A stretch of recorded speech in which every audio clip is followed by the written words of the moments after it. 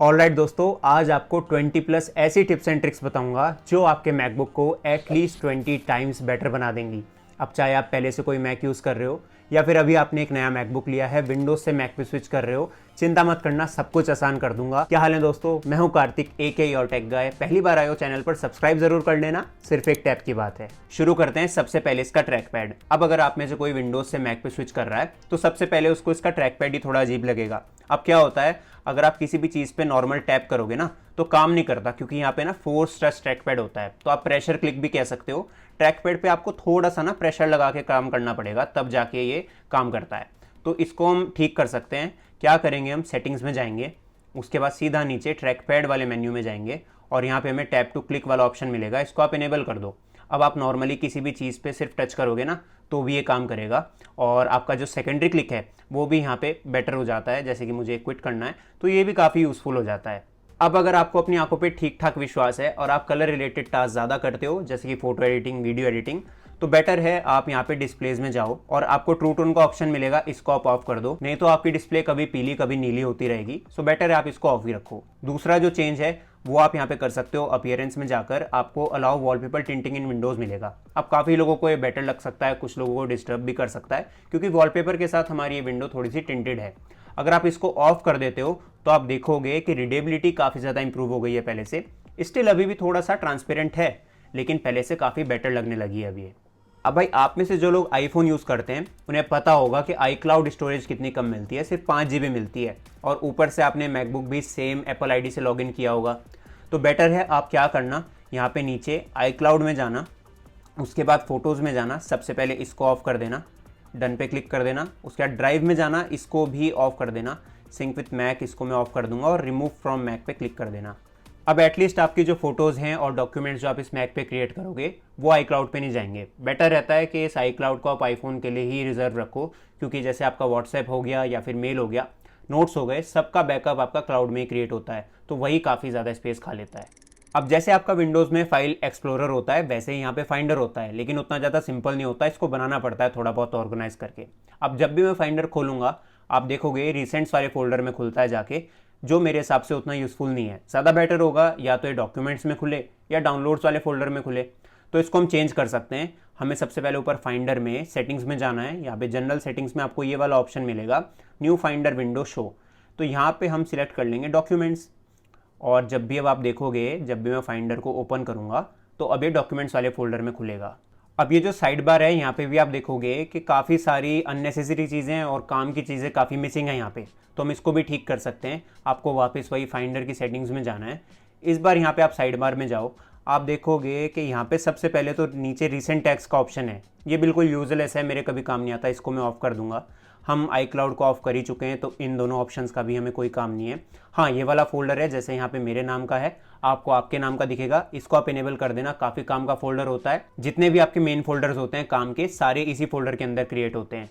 अब हमारा जो साइड बार है ये ऑलरेडी काफ़ी डिक्लटर हो गया है, लेकिन अभी भी एक काम का फोल्डर यहाँ से मिसिंग है। उसके लिए हमें ऊपर गो में जाना है, ऑप्शन की को प्रेस करके रखोगे, लाइब्रेरी ऑप्शन दिख जाएगा, इस पर क्लिक कर देना। उसके बाद व्यू वाले ऑप्शन में जाना, शो पाथ बार पे क्लिक कर देना और शो स्टेटस बार पे क्लिक कर देना। अब आपको इस फोल्डर की करेक्ट लोकेशन और इसका साइज़ दोनों ही पता होने लगेगा, ये भी एक काफ़ी सही चीज़ है। इस वाले फोल्डर को ऐसे ड्रैग करेंगे और साइड बार में ले जाके ड्रॉप कर देंगे।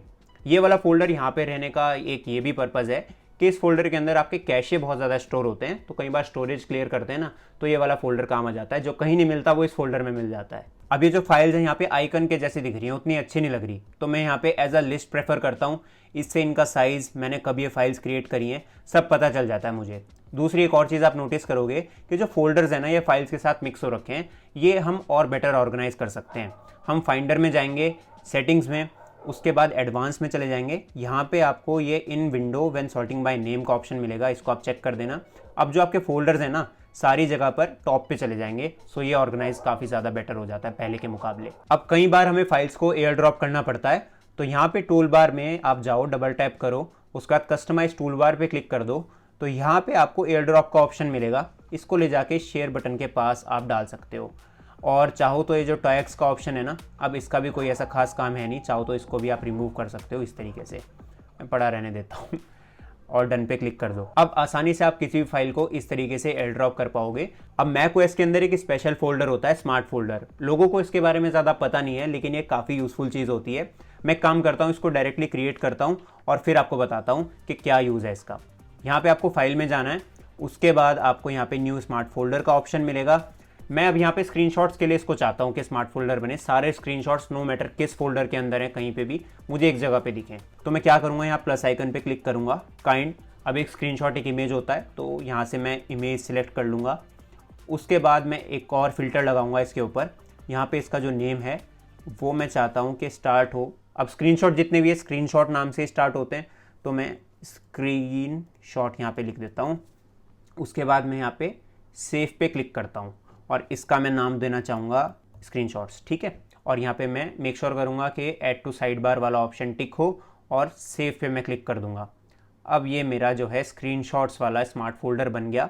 इसका बहुत यूज़ इसलिए भी रहता है कि मान लो मुझे नहीं पता कि भाई मेरे पास बहुत सारे स्क्रीनशॉट हो गए और मुझे डिलीट करने हैं, तो मैं यहाँ पे आराम से डिलीट कर सकता हूँ, चेक करके सारे स्क्रीनशॉट मुझे यहीं पे दिख जाएंगे। इस तरीके से आप बहुत तरीके के स्मार्ट फोल्डर अलग अलग फाइल फॉर्मेट्स के लिए क्रिएट कर सकते हो। सो ये काफ़ी यूजफुल चीज़ है। अब हमारा फाइंडर पूरी तरह फिक्स हो चुका है, अब बारी आती है डॉक की। तो यहाँ पे काफ़ी सारी एप्लीकेशंस ऐसी हैं जो खामोखा पड़ी हैं, स्पेस घेर रही हैं, तो इनको आप सिंपली ऐसे ड्रैग करके और छोड़ सकते हो, रिमूव कर सकते हो। जैसे मैप्स कभी काम नहीं आता, फ्री फॉर्म मेरे आज तक काम नहीं आया, एप्पल टीवी भी कभी काम नहीं आया। तो इस तरीके से जो जो ऐप्स आपके काम नहीं आती आप यहाँ से रिमूव कर सकते हो। अब जैसे कि कोई विंडो है, मैं इसको मिनिमाइज़ करता हूँ तो ये सेपरेटली इधर चली जाती है, तो एक क्लटर कई बार क्रिएट कर देती है थोड़ा सा जब आप मल्टीपल विंडोज़ को मिनिमाइज़ कर देते हो। और ज़्यादा चाहते हो क्लीन हो जाए आपका डॉक, तो आप क्या कर सकते हो, यहाँ पे सेटिंग्स में जाकर डेस्कटॉप एंड डॉक में जाना और यहाँ पे आपको मिनिमाइज विंडोज़ इनटू एप्लीकेशन मिलेगा, इसको इनेबल कर देना। अब जब भी मैं इस विंडो को मिनिमाइज़ करूँगा तो ये अपने ही एप्लीकेशन के अंदर मिनिमाइज़ होगी। दूसरा जो ऑप्शन है show suggested and recent tabs in dock, इसको आप ऑफ कर सकते हो। उसके बाद जो सजेशंस आते हैं ना इधर की तरफ, वो यहाँ पे चले जाते हैं। और यहीं पर आपको automatically hide and show the dock वाला ऑप्शन मिल रहा होगा, इसको भी आप इनेबल कर दो तो और भी ज़्यादा आपको स्पेस मिल जाएगा अपनी स्क्रीन पे, मल्टीटास्किंग के लिए बेटर हो जाता है। अब थोड़ा सा इसको विजुअली अपीलिंग बनाने के लिए आप क्या कर सकते हो कि यहाँ पे मैग्निफिकेशन को थोड़ा सा बढ़ा सकते हो अपने हिसाब से। तो जब भी मैं नीचे जाऊँगा तो मुझे पता रहेगा कि मेरा जो कर्सर है वो कहाँ पे है, किस एप्लीकेशन के पास है। तो ये छोटा सा चेंज है, बट ये जो छोटी छोटी चीज़ें हैं इस डॉक को काफ़ी ज़्यादा बेटर बना देती हैं पहले से। अब कुछ चीज़ें जो मल्टीटास्किंग एक्सपीरियंस को थोड़ा सा बेटर बना देंगी आपके। अब मान लो मैं यहाँ पे 2 विंडोज़ में काम कर रहा हूँ, तो मैं इस वाली विंडो को ले जाके एज की तरफ ड्रैग एंड ड्रॉप कर देता हूँ और इस वाली को राइट में ले जाके ड्रैग एंड ड्रॉप कर देता हूँ, तो मेरा मल्टीटास्किंग वाला सा सेटअप बन गया काफ़ी हद तक। मैं 2 विंडोज़ में एक साथ काम कर सकता हूँ। अब आप नोटिस करोगे कि यहाँ पे बीच में गैप आ रहा है थोड़ा सा, तो अगर मैं नहीं चाहता कि ये गैप आए तो यहाँ पे मैं सेटिंग्स में डेस्कटॉप एंड डॉक में जाऊँगा और नीचे यहाँ पर मुझे मिलेगी टाइल्ड विंडोज़ हैव मार्जिन, इसको मैं यहाँ पे डिसेबल कर दूंगा। तो ये जो बीच में मार्जिन थी ना ये भी चली गई। यहाँ पे मैं इन विंडोज़ का ऐसे साइज़ भी इधर उधर कर सकता हूँ, मान लो मुझे कोई छोटी चाहिए कोई बड़ी चाहिए। अब इसको करने का एक आसान तरीका और भी है, आप ऑप्शन की दबा के रख सकते हो और जिस भी साइड पे लेके जाना है वहाँ पे जाके ड्रॉप कर सकते हो। ये काम आप कीबोर्ड शॉर्टकट की मदद से भी कर सकते हो, जैसे फंक्शन और कंट्रोल की दबा के रखनी है और लेफ्ट एरो से लेफ्ट में चला जाएगा, राइट से राइट में, टॉप से टॉप में, बॉटम से बॉटम में। तो इस तरीके से आप यहाँ पे इनको अपने हिसाब से लगा सकते हो। एक और तरीका भी है इसको करने का। अब मान लो मैं यहाँ पे ग्रीन वाले आइकन पे यहाँ पे होवर करता हूँ तो मुझे यहाँ पे कई सारे ऑप्शन देखने को मिल जाएंगे। ऑप्शन की अगर मैं दबा के रखता हूँ तो भी बहुत सारे ऑप्शन मिल जाएंगे। अब मान लो मैं 4 विंडोज़ में एक साथ काम कर रहा हूँ, तो मैं यहाँ पे ग्रीन वाले आइकन पे जाऊँगा और यहाँ पे ऑप्शन की दबाऊंगा और मेरे को यहाँ पे ये देखो ये वाला ऑप्शन मिल जाएगा। और जैसे ही मैं इसके ऊपर क्लिक करूंगा मेरी चारों विंडोज़ अपने आप ऑर्गेनाइज हो जाएंगी चारों क्वार्टर्स में। तो ये भी कई बार काफ़ी हेल्पफुल रहता है। अब इस विंडो को अगर मुझे टॉप राइट में डालना है तो उसके लिए मेरे पास यहाँ पे कोई भी शॉर्टकट नहीं है। आप देख सकते हो क्वार्टर्स में डालने का कोई भी शॉर्टकट नहीं है, लेकिन हम खुद के शॉर्टकट्स भी बना सकते हैं। बस आपको मेन्यू में जो भी ऑप्शन आप बनाना चाह रहे हो जिसका शॉर्टकट, उसका नाम याद होना चाहिए। जैसे कि यहाँ पे टॉप राइट के लिए बनाते हैं तो उसके लिए आपको सेटिंग्स में जाना है, उसके बाद आपको नीचे यहाँ पे कीबोर्ड और फिर यहाँ पे कीबोर्ड शॉर्टकट्स, यहाँ पे आपको ऐप शॉर्टकट का ऑप्शन मिलेगा, यहाँ पे प्लस आइकन पे क्लिक कर देना। और हमने पता था क्या नाम है उसका, टॉप राइट। मैं एक की असाइन कर दूंगा कंट्रोल R और डन पे क्लिक कर दूंगा और यहाँ पे भी डन पे क्लिक कर दूंगा। अब जब मैं कमांड R पे क्लिक करूंगा तो ये विंडो मेरी टॉप राइट में चली जाएगी। तो ऐसे टॉप लेफ्ट के लिए या फिर कोई भी शॉर्टकट जो आपके मन में हो अब आप खुद क्रिएट कर सकते हो। अब शॉर्टकट से याद आया, कुछ ऐसे शॉर्टकट्स हैं जो मैं बहुत ज़्यादा फ्रीक्वेंटली यूज़ करता हूँ, आपको ही बताता हूँ, आपका जो वर्क फ्लो है वो और भी ज़्यादा फास्ट बना देंगे। अब सिंपली ट्रैक पैड पर ऐसे स्वाइप करके आप विंडोज़ के बीच में स्विच कर सकते हो, या फिर एज ए 3 फिंगर से टॉप पे जाते हो तो मिशन कंट्रोल की मदद से आप यहाँ पे विंडोज़ में स्विच कर सकते हो। एक और तरीका होता है कमांड टैब की मदद से आप यहाँ पे जिस भी विंडो पे जाना चाहो, ऐसे आप फटाफट अगर काम कर रहे हो तो ऐसे आप स्विच कर सकते हो। किसी ऐप को आपको क्विट करना है तो ऐसे यहाँ पे रेड बटन पे जाके क्लिक करने की जरूरत नहीं है, सिंपली कमांड क्यू की मदद से भी आप कर सकते हो। काम करते हुए काफ़ी ज़्यादा हैंडी होता है शॉर्टकट। अब आपको ऐप स्क्रीन या फिर लॉन्च पैड खोलना है तो बार बार यहाँ पे डॉक में जाके लॉन्च पैड पे क्लिक करने की ज़रूरत नहीं है। आप चाहो तो यहाँ पे सिंपली ट्रैक पैड पे इस तरीके से पिंच कर सकते हो 4 फिंगर से, सो आपकी यहाँ पे ऐप स्क्रीन खुल जाएगी और इस तरीके से इसको बंद कर सकते हो। अब मान लो बहुत सारी फाइल्स हैं एक तरीके की, उन्हें आपको प्रीव्यू करना है, यानी कि बिना ओपन करे देखना है कि भाई क्या फाइल है, तो ऐसे आप किसी भी फाइल को सिलेक्ट कर सकते हो और स्पेस बार दबाना है आपको, और यहाँ पे आप एरो कीज़ की मदद से नेविगेट कर सकते हो। इस तरीके से आप यहाँ पे पता कर लोगे कि कौन सी फाइल है। इनको सिंपली मान लो डिलीट करना है तो काफ़ी आसान हो जाता है इस तरीके से, और कमांड डिलीट की मदद से मैं इनको फटाफट ऐसे डिलीट कर सकता हूँ चाहूँ तो, इस तरीके से। अब मान लो मुझे किसी फाइल के बारे में इंफॉर्मेशन चाहिए तो यहाँ पे सिंपली कमांड प्लस आई की मदद से मुझे उसके बारे में सब कुछ पता चल जाएगा, उसका साइज़, मैंने कब क्रिएट करी थी, तो ये सब मैं इस तरीके से देख सकता हूँ। अब अगर मुझे कोई ऐप खोलनी है तो या तो मैं पहले लॉन्च पैड में जाऊँगा, फिर उस ऐप को ढूंढूंगा, फिर ओपन करूँगा। उससे बेटर है कि मैं यहाँ पे command plus space bar use कर लूँ, स्पॉटलाइट सर्च को यूज़ कर लूँ, और सिंपली मैं यहाँ पे क्रोम खोलना है मुझे, क्रोम लिखूंगा, एंटर दबाऊंगा, इतनी फटाफट आपकी ऐप्स खुल जाएंगी। सो ये काफ़ी हैंडी हो जाता है जब हम काम करते हैं। उसके बाद सबसे ज़रूरी स्क्रीनशॉट कैसे लेना है, तो यहाँ पे शिफ्ट कमांड 3 की मदद से आप स्क्रीनशॉट्स ले सकते हो इस तरीके से। और अगर आपको मान लो कोई सिलेक्टिव स्क्रीनशॉट लेना है तो वो भी आप ले सकते हो शिफ्ट कमांड 4 की मदद से। ये कर्सर आ जाएगा इस तरीके से, मान लो मुझे सिर्फ इतनी स्क्रीन का स्क्रीनशॉट चाहिए तो मैं ये दबा के जैसे ही इसको छोड़ूंगा तो ये वाला स्क्रीनशॉट भी आ जाएगा मेरे पास में। उसके बाद शिफ्ट कमांड 5 की मदद से आपके पास स्क्रीन रिकॉर्डिंग, कैप्चर वगैरह के ऑप्शन आ जाते हैं, लेकिन इनमें सबसे ज़्यादा जो यूज़ करते हैं हम वो शिफ्ट कमांड 3 ही करते हैं।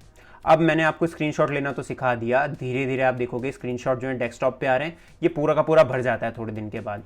तो डेस्कटॉप को भी हमें ऑर्गेनाइज रखना बहुत ज़रूरी है। इसके लिए सबसे बढ़िया क्या है कि यहाँ पे आप डबल टैप करो, आपको स्टैक्स का ऑप्शन मिलेगा, ये काफ़ी बढ़िया है, यूज स्टैक्स पे क्लिक कर दो तो इस तरीके से स्क्रीनशॉट्स का एक स्टैक बन जाएगा। और मान लो अलग अलग तरीके की फाइल्स हैं जैसे पीडीएफ्स, तो उसका एक अलग से स्टैक बन जाएगा, तो ये ऑर्गेनाइज करने में काफ़ी ज़्यादा हेल्प कर देता है। अब ये डेस्कटॉप आपको कुछ ज़्यादा ही क्लीन, खाली खाली नहीं लगने लगा तो चिंता मत करो, यहाँ पे अभी हम विजेट्स को ऐड करेंगे। तो इस तरीके से आप यहाँ पे डेस्कटॉप पे डबल टैप करो, एडिट विजेट्स का ऑप्शन आ जाएगा। उसके बाद आपको यहाँ पे मेरे को जो विजेट्स काम के लगते हैं मैं वो ऐड करता हूँ। सबसे पहले तो ये वाला विजेट मुझे पसंद है, इसको मैं यहाँ पे ऐसे ले आऊँगा और इसको इधर ला के ऐसे मैं छोड़ दूँगा।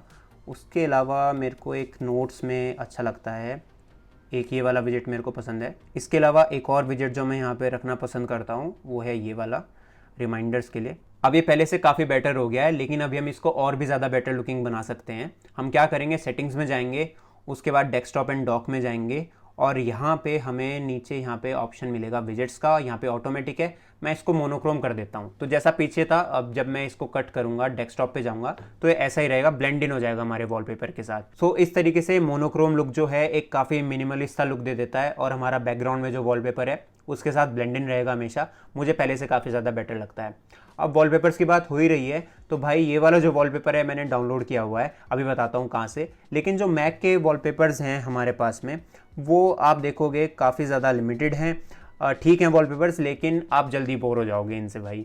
तो एक अच्छी सोर्स चाहिए वॉलपेपर्स की, और लास्ट वीडियो में काफ़ी लोग पूछ भी रहे थे कि मैं वॉलपेपर्स कहाँ से डाउनलोड करता हूँ, आप लोग लिंक भी मांग रहे थे। तो मैं बताता हूँ, freepik.com एक काफ़ी अच्छी सोर्स है भाई वॉलपेपर्स के लिए, फ्री वेबसाइट है, मैं यहीं से डाउनलोड करता हूँ अपने वॉलपेपर्स। बस यहाँ पे आपको सर्च करना आना चाहिए ढंग से, जैसे मैं करके बताता हूँ। अभी यहाँ पे मैं टाइप करता हूँ paper like wavy wallpapers Mac. So इस तरीके से काफ़ी बढ़िया बढ़िया वॉलपेपर्स आ जाएंगे आपके सामने, और ये रहा यही वाला वॉलपेपर जो मैंने लगा रखा है अपने डेस्कटॉप पर। और एक और सर्च में करके दिखाता हूँ, abstract wallpapers for Mac 4K, ठीक है। तो इस तरीके से ये वाला वॉलपेपर काफ़ी ज़्यादा डिमांड किया था आपने भाई पिछली वीडियो में, यही वॉलपेपर है वो। और यहाँ पे जो डाउनलोड ऑप्शंस है ना, क्वालिटी भी बहुत बढ़िया मिल जाती है, अच्छे रिजोल्यूशन में आपको वॉलपेपर मिल जाएंगे। इसकी एक लिमिट है, 10 ही वॉलपेपर्स आप एक दिन में फ्री डाउनलोड कर सकते हो, बट मेरे हिसाब से मोर देन इनफ है, आराम से यहाँ पे डाउनलोड हो जाता है काफ़ी क्विकली। एक और ख़ास बात इस साइट की, अगर मुझे ये वाला वॉलपेपर पसंद आ रहा है तो मैं यहाँ पे डिस्कवर सिमिलर पे क्लिक कर सकता हूँ और मुझे इसके जैसे बहुत सारे वॉलपेपर्स मिल जाएंगे जिनको मैं डाउनलोड कर सकता हूँ। तो ये एक साइट काफ़ी बढ़िया है भाई वॉलपेपर्स के लिए, काफ़ी अच्छी क्वालिटी के अच्छे रिजोल्यूशन में आपको वॉलपेपर्स मिल जाएंगे। मैं अपने लिए ये यूज़ करता हूँ। बस आपको पता होना चाहिए कि हाँ भाई सर्च क्या कर रहे हो, ढंग से सर्च करोगे तो वही वॉलपेपर मिल जाएगा जैसा आपने कहीं पे भी देखा है। अब भाई लगभग सारी चीज़ें फिक्स हो चुकी हैं, अब बारी आ जाती है मेन्यू बार और कंट्रोल सेंटर की। तो यहाँ पे सबसे पहले हम सेटिंग में जाएंगे और यहाँ पे हम चले जाएंगे हमारा कंट्रोल सेंटर के अंदर। अब यहाँ पे आप देखोगे बैटरी परसेंटेज नहीं मेरे को दिख रही, तो सबसे पहले मैं चाहूँगा मेरे को बैटरी परसेंटेज भी दिख जाए, साथ में एनर्जी बोर्ड में मुझे हमेशा दिख जाए। अगर मान लो मुझे चेंज करना है तो मैं यहीं से कर पाऊंगा, कभी भी लो पावर मोड में अगर मुझे डालना है। एयर ड्रॉप को भी मैं चाहूँगा मुझे मेन्यू बार में ही दिखे, तो यहाँ से मैं इसको शो इन मेन्यू बार पर क्लिक कर दूंगा, यहीं से मैं कभी भी इसको ऑन ऑफ कर पाऊंगा। अब उसके बाद यहाँ पे विजेट में मैंने कोई वेदर ऐड नहीं किया है, लेकिन यहाँ पे एक ऑप्शन मिल जाता है, यहाँ पे वेदर को रखना बहुत सही होता है। तो यहाँ पे इसको शो इन मेन्यू बार पे क्लिक कर देंगे और यहाँ पे कभी भी आप क्विकली ऐसे वेदर और टेम्परेचर वगैरह देख पाओगे। यहाँ मेरे को हमेशा दिखता भी रहेगा छोटा सा, तो यहाँ पे सही लगता है मुझे। उसके अलावा अब इस स्पॉटलाइट सर्च का तो यहाँ पे कोई काम नहीं है, मैंने आपको बता दिया, कमांड स्पेस की मदद से आप इसको कर सकते हो। तो इसको भी यहाँ पे हम बंद कर देते हैं। उसके अलावा मैं चाहूँगा कि कीबोर्ड ब्राइटनेस मुझे दिखे कंट्रोल सेंटर में। कई बार हमें ज़रूरत पड़ जाती है इसको मैनुअली भी एडजस्ट करने की, तो यहाँ से आप आराम से कर पाओगे। उसके बाद अगर आप Chrome as a browser use करोगे तो कोई बात नहीं, लेकिन अगर आप सफारी यूज़ करोगे तो यहाँ पे हम उसको भी और बेटर बना सकते हैं। सबसे पहले मैं यहाँ पे सफारी में जाऊँगा और आप देखोगे कि जब भी मैं कोई नया टैब ओपन करूँगा तो वो इस तरीके से यहाँ पे ओपन होता है और खामोखा का स्पेस ख़राब होता है। तो यहाँ पे मैं सेटिंग्स में जाऊँगा, टैब्स की सेटिंग में जाऊँगा और यहाँ पे कॉम्पैक्ट पे मैं क्लिक कर दूंगा और always show website title in the tabs, इसको भी मैं चेक कर दूंगा। लगे हाथ यहाँ पे जनरल में जाऊँगा और मैं नहीं चाहूँगा कि अगर मैं काफ़ी सारी जैसे म्यूज़िक में डाउनलोड कर रहा हूँ तो वो अपने आप यहाँ पे बैकग्राउंड में ओपन होकर बजने लगे। मैं इस वाले ऑप्शन को open save files after downloading, इसको अनचेक कर दूंगा। अब आप देखोगे कि भाई टैब्स जो है ना ये सही जगह खुलेंगे और काफ़ी ज़्यादा हमें स्पेस भी मिल गया। अब आप देखोगे कि मेरे पास ऊपर 3 टैब्स खुले हुए हैं। लेट्स सपोज मैं इन 3 टैब्स में फ्रीक्वेंटली काम करता हूँ या इन 4 टैब्स में फ्रीक्वेंटली काम करता हूँ, तो मैं क्या कर सकता हूँ, टैब ग्रुप्स बना सकता हूँ। मैं सबसे पहले यहाँ पे जाऊँगा, ये प्लस वाला एक ऑप्शन मिलेगा मुझे, इस पर क्लिक करूँगा, new tab group with 4 tabs पे क्लिक कर दूंगा और इसको मैं नाम दे देता हूँ ABC। यहाँ पे मैं जब भी सफारी को खोलूँगा और मुझे यही टैब्स चाहिए तो मैं सिंपली यहाँ पे टैब ग्रुप में जाकर ABC पे क्लिक कर दूंगा और मेरे चारों टैब्स ऐसे आराम से खुल जाएंगे। तो इस वाले फीचर को भी आप यूज़ कर सकते हो। उसके बाद भाई यहाँ पे आपको एक एडिट का ऑप्शन दिखेगा, यहाँ पे भी आप अपने हिसाब से जिन चीज़ों को आप समझते हो कि काम नहीं आती हैं अरेंज कर सकते हो। जैसे कि ये मैं चाहता हूँ कि नीचे आए, रीडिंग लिस्ट का मुझे नहीं लगता यहाँ पे कोई काम है, फेवरेट सजेशन बहुत है मेरे लिए, और रिसेंटली क्लोज टैब भी, इसका भी कोई काम नहीं है, तो इसको भी मैं ऐसे क्लीन कर सकता हूँ। अब जैसे ये वाला टैब है फ्री पिक, इस वेबसाइट को मैं फ्रीक्वेंटली विजिट करता हूँ तो मैं चाहूँ तो बुकमार्क भी ऐड कर सकता हूँ इसको। सो मैं यहाँ पे या तो ऐड बुकमार्क पे क्लिक करूँगा या कमांड डी भी मैं प्रेस कर सकता हूँ। ऐड बुकमार्क पे जैसे मैंने क्लिक किया, मैं चाहूँगा ये फेवरेट्स वाले सेक्शन में चला जाए और यहाँ पे मैं ऐड पे क्लिक कर दूंगा। अब आप देखोगे कि ये यहाँ पे जब मैं शो ऑल पे क्लिक करूँगा तो यहाँ पे आ गया मेरा। तो इस तरीके से आप फेवरेट्स में भी ऐड कर सकते हो।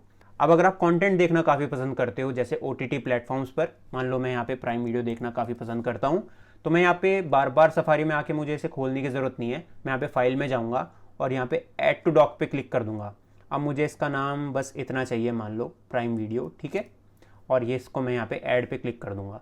अब आप क्या देखोगे कि हमारे डॉक के अंदर ये ऑप्शन अब ऐड हो चुका है, तो मैं डायरेक्टली यहीं से कभी भी चाहूँ तो इसको खोल सकता हूँ। तो इस तरीके से आप खुद के अपने ऐप शॉर्टकट्स बना सकते हो, जैसे कि इंस्टाग्राम वगैरह, उनके लिए ऐप नहीं है लेकिन आप इस तरीके से शॉर्टकट बना सकते हो और उसको डॉक में ऐड कर सकते हो। अब जिन लोगों के पास एक आईफोन है और अगर आपने अपना आईफोन और मैक सेम एप्पल आईडी से लॉगिन कर रखा है तो आपको आईफोन मिररिंग का ऑप्शन भी मिल जाता है। ये काफ़ी कमाल का फीचर है भाई। वायरलेसली आप अपने आईफोन को मिरर कर सकते हो अपने मैकबुक के ऊपर, वो भी फुल फंक्शनैलिटी के साथ। अब अगर आप इस फीचर को यूज़ करते हो तो सबसे पहले सेटिंग्स में जाकर ऑटोमेटिकली ऑथेंटिकेट को सिलेक्ट कर देना। तो अगर आपका मैक अनलॉक्ड है तो आपको आईफोन को बार बार उठा के अनलॉक नहीं करना पड़ेगा। अगर आपको इसका साइज़ चेंज करना है वो भी आप कर सकते हो, कमांड प्लस और कमांड माइनस की मदद से इसका साइज़ बड़ा या छोटा कर सकते हो आप। कमांड +1 की मदद से होम स्क्रीन पर आ जाओगे जैसे आईफोन में आते हो। कमांड +2 की मदद से अगर आपको ऐप्स के बीच में स्विच करना है या फिर ऐप्स बंद करनी है वो आप कर पाओगे। कमांड 3 की मदद से स्पॉटलाइट सर्च खुल जाता है, तो अगर आपको कोई ऐप खोलनी है कीबोर्ड से फटाफट टाइप किया और इस तरीके से आप यहाँ पे ऐप खोल सकते हो जो भी चाहो। बाकी एग्जैक्टली पूरा आईफोन की तरह ही चलता है, कोई भी ऐप आप इसमें चला सकते हो। सबसे बड़ा फायदा इसका यही है, आसानी से आप फाइल्स को ड्रैग एंड ड्रॉप कर सकते हो अपने मैक के अंदर। कई बारी एयर ड्रॉप से भी बेटर लगता है मुझे। अब भाई ये फीचर है तो काफ़ी बढ़िया, बट एक सेटिंग को चेंज कर लेना। मैक में नोटिफिकेशन सेटिंग्स में जाकर आईफोन की नोटिफिकेशंस को ऑफ कर देना, नहीं तो आईफोन की नोटिफिकेशंस भी आएंगी मैक की नोटिफिकेशंस के साथ, पागल कर देंगे बिल्कुल। तो बेटर है इसको ऑफ कर देना पहले ही। जिस टाइम पर आप ये वीडियो देख रहे होगे तो एप्पल इंटेलिजेंस मैक के लिए आ ही गया होगा इंडिया में, लेकिन अगर अभी तक नहीं आया तो अभी भी आप इसको यूज़ कर सकते हो। बस आपकी जो मैक की लैंग्वेज है वो इंग्लिश यूएस होनी चाहिए। वैसे अप्रैल में आ जाएगा इंग्लिश इंडिया में भी, लेकिन अगर आप इसको इनेबल करना चाहते ही हो तो यहाँ पे आप सेटिंग्स में जाओ, जनरल में, और यहाँ पर लैंग्वेज और रीजन वाली सेटिंग में जाओ। यहाँ पे इंग्लिश यूएस को as a primary language select कर लेना। एक बार रीस्टार्ट मांगेगा तो रीस्टार्ट कर लेना इसको। उसके बाद एप्पल इंटेलिजेंस में जाकर भी जो लैंग्वेज है उसको इंग्लिश यूएस ही कर देना, और यहाँ पे आपका एप्पल इंटेलिजेंस डाउनलोड हो जाएगा मैक के ऊपर। ये बीटा वर्जन है। इसके बाद भाई ये जो नई सीरी है ये भी आपकी काम करने लगेगी, टाइप टू सर्च वाली कमांड की अगर आप 2 बार प्रेस करते हो तो आपकी सीरी एक्टिवेट हो जाएगी। यहाँ पे आप टाइप करके इससे कुछ भी पूछ सकते हो, बढ़िया काम करती है अभी भी। उसके बाद भाई जितनी भी आपकी ऐप्स हो गई, चाहे नोट्स हो गई, मेल हो गई, सब में आप राइटिंग टूल्स को भी यूज़ कर पाओगे। तो अगर आपको किसी चीज़ की समरी निकालनी है वो आप निकाल सकते हो यहाँ पे, या फिर मेल इससे लिखवानी है वो आप लिखवा सकते हो, प्रूफ रीड करा सकते हो उसको, पॉइंटर्स बना सकते हो किसी चीज़ के। काफ़ी सारे फीचर्स हैं, आप इसमें एक्सप्लोर कर सकते हो। इमेज प्लेग्राउंड भी आपको इसके साथ मिल जाता है, तरह तरह की इमेजेस आप इससे जनरेट कर सकते हो। फिलहाल उतना परफेक्ट नहीं है लेकिन खेल सकते हो आप भाई इसके साथ, ट्राई करके देखने में क्या दिक्कत है। अब 3 ऐसी ऐप्स मैं आपको बताने वाला हूँ जो मुझे लगता है मैक यूज़र के लिए बहुत ही ज़्यादा ज़रूरी हैं। मैं भी पर्सनली इनको यूज़ करता हूँ, और जो भी मैं ये ऐप्स बताऊंगा आपको, ये आपको ऐप स्टोर पे बिल्कुल फ्री मिल जाएंगी। सबसे पहले आपको एक फाइल एक्सट्रैक्टर की ज़रूरत पड़ेगी, .rar या फिर जिप फाइल्स को एक्सट्रैक्ट करने के लिए। मैक ओएस एक्सट्रैक्ट कर लेता है भाई, लेकिन सारे फॉर्मेट्स को सपोर्ट नहीं करता। मैं यहाँ पर द अनआर्काइवर को यूज़ करता हूँ, आप चाहो तो कोई और ऐप भी यूज़ कर सकते हो, काम सारी एक ही करती हैं। बट ये वाली जो ऐप है लगभग सारे फॉर्मेट्स को सपोर्ट करती है, बढ़िया काम कर देती है। वैसे अगर आप मूवीज़ वगैरह बहुत देखते हो डाउनलोड करके, तो मैक का क्विक टाइम प्लेयर भाई सारे फॉर्मेट सपोर्ट नहीं करता। तो इसके लिए मैं यहाँ पे एलमीडिया वीडियो प्लेयर को यूज़ करता हूँ। ये काफ़ी बढ़िया है, सारे फॉर्मेट्स भी सपोर्ट करता है। अब बाहर से सबटाइटल्स वगैरह डालने हो वो भी हो जाता है। तो एक बढ़िया ऐप है ये, इसका फ्री वर्जन ही काफ़ी है सारी चीज़ों के लिए। और अगर आप एक एंड्रॉयड फ़ोन यूज़ करते हो तो फाइल्स ट्रांसफ़र करने के लिए भी एक ऐप चाहिए आपको मैक में।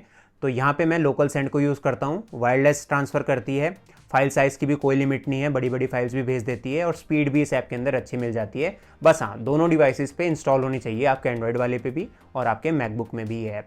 बढ़िया है, फ्री है, बिल्कुल मस्त काम करती है। तो ये 3 ऐप्स मैं पर्सनली काफ़ी ज़्यादा यूज़ करता हूँ जो मैंने आपके साथ शेयर करी हैं। तो ऑलमोस्ट सब कुछ बता दिया मैंने आपको इस वीडियो में। आई होप एक अच्छा खासा आपको आइडिया लग गया होगा मैक के बारे में, और एक किक स्टार्ट भी मिल गया होगा अगर आप एक जस्ट स्टार्ट कर रहे हो मैक यूज़ करना। वैसे आपके पास भी कोई ऐसी बढ़िया सी टिप एंड ट्रिक हो तो ज़रूर कमेंट्स में बता देना, सबकी हेल्प हो जाएगी। वीडियो अच्छी लगी हो तो लाइक कर देना, शेयर करना अपने दोस्तों के साथ, सब्सक्राइब कर लेना चैनल को। मिलते हैं अगली वीडियो में।